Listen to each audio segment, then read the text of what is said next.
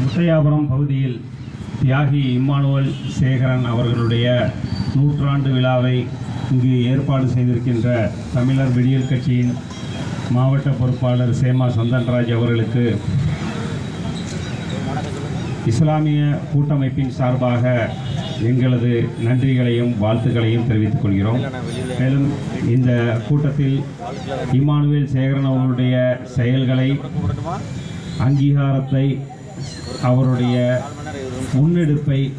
முன்னெடுக்க தேவையான முயற்சிகளில் ஈடுபடக்கூடிய அனைவருக்கும், இங்கே கலந்திருக்கக்கூடிய அனைத்து கட்சி தோழர்களுக்கும் எனது வாழ்த்துக்களை தெரிவித்துக் கொள்கிறேன். மேலும் 1950ஆம் ஆண்டு காலத்திலேயே இருந்து இம்மானுவேல் சேகரன் அவர்கள் தங்களுடைய பணியை துவக்கியிருக்கிறார். தனது 18வது வயதில்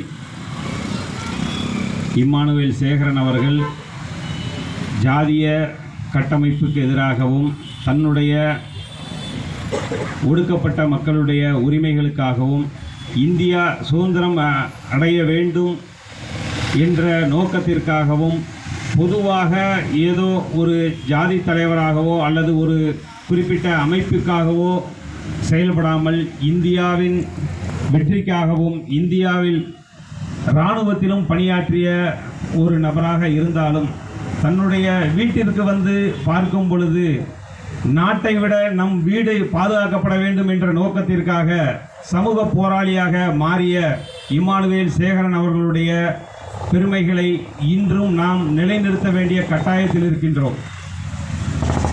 கிட்டத்தட்ட 50 ஆண்டுகள் முன்பு அவர் போராடிய இரட்டை கோலை முறை இன்றும் பல மாவட்டங்களில் பல ஊர்களில் தொடர்கிறது.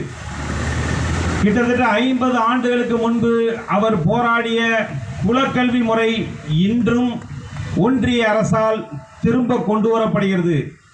அந்த வகையில் அவருடைய போராட்டங்கள் இன்னும் தேவைப்படுகிறது, இந்தியாவிற்கு இன்னும் வீரியமாக தேவைப்படுகிறது என்ற ஒரு விஷயத்தை மட்டும் இங்கு நான் குறிப்பிட கடமைப்பட்டுள்ளேன்.